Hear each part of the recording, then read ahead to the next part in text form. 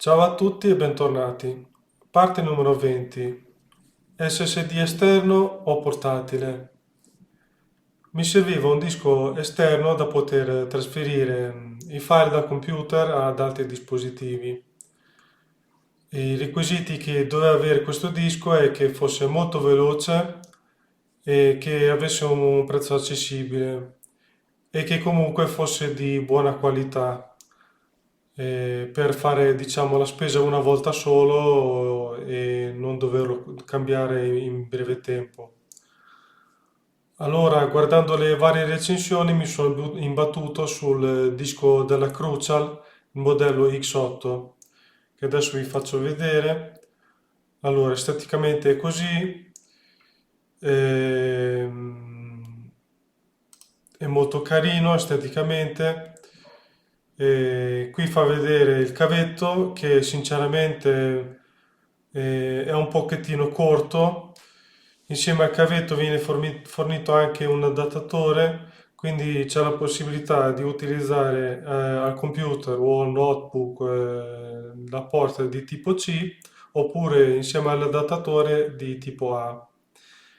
Io sto usando quella con l'adattatore di tipo A perché la porta di tipo C da me è già occupato dalla webcam.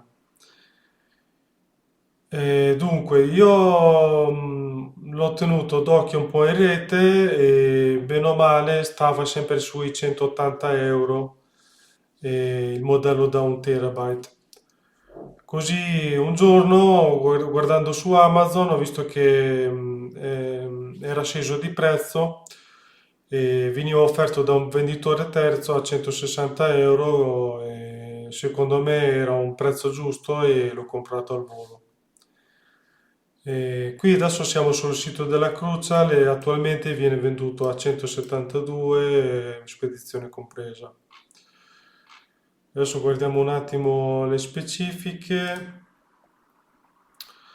Allora, la marca è Crucial, il modello è X8 e dal produttore vengono offerti 3 anni di garanzia che però secondo me al venditore poi diventano 2, ma è una cosa da verificare. Qui come letture sequenziali mi dà 1050 megabyte al secondo.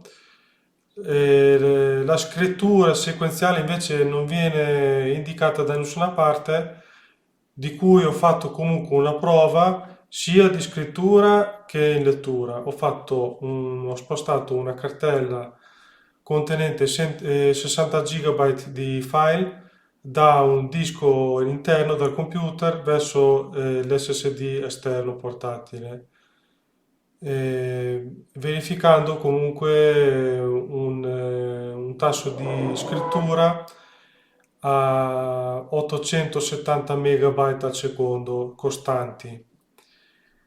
E questi 60 GB li ha trasferiti veramente in poco tempo. Insieme alla velocità di scrittura ho provato anche quella di lettura utilizzando il benchmark che c'è dentro Ubuntu nel software dischi e mi indicava un tasso di lettura di 1 gigabyte al secondo, quindi diciamo niente male.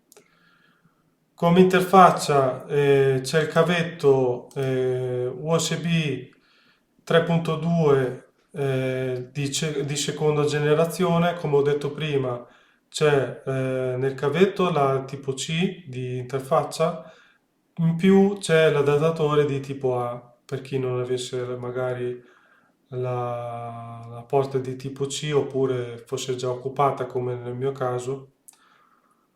E, e basta. Specifiche erano queste, adesso vi faccio vedere l'unboxing che ho fatto, vi faccio vedere la prova di scrittura che ho fatto e la prova di lettura. E ci vediamo alla prossima. Buona visione!